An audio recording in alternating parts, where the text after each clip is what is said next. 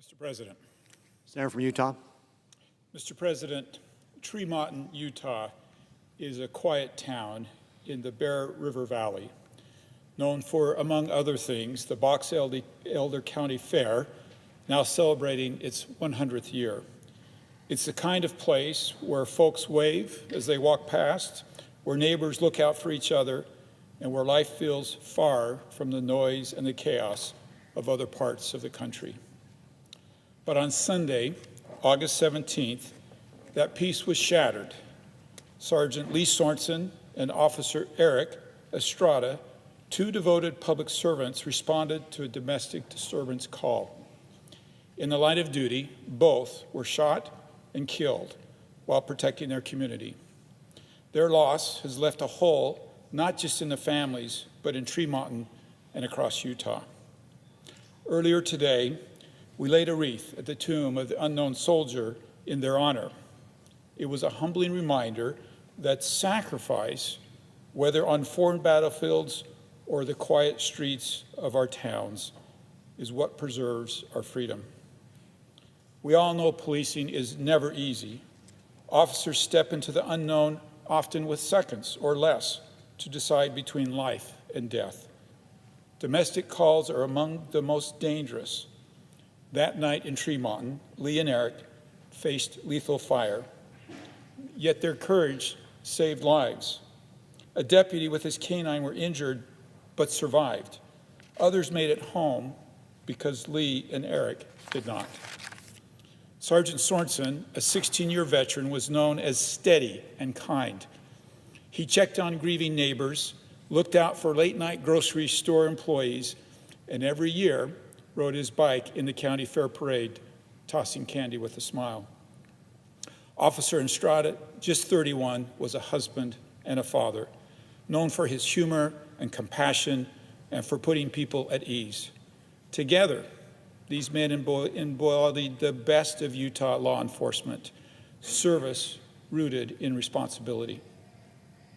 To give you perspective, the Tremonton Garland Police Department has just 17 people, officers and staff together. They didn't get to stop and grieve. They had to carry on, leaning on each other and on a community that has shown incredible kindness. At their funeral, thousands lined the streets in the rain. Blue ribbons appeared on homes and storefronts, and money was raised for their family. That is Utah at its best. Neighbors locking arms and lifting one another. Mr. President, Utah has always honored sacrifice. My pioneer ancestors climbed Ensign Peak in 1847. They looked out over a barren desert and imagined what could be. A thriving home built on faith, family, and community. They didn't have much, but they had courage. They knew the future would demand hardship and unity. Sergeant Sorensen and Officers Estrada carried that same pioneer spirit. They stood watch so others could rest. They chose duty over comfort. They walked into danger so others could walk in peace. President Kennedy famously said, "Ask not what you can do for your country. Ask not what your country can do for you, but what you can do for your country." Lee and Eric lived that creed. And as President Ronald Reagan reminded us, freedom is never more than one generation away from extinction. On that quiet street of Tremonton, they stood against that extinction.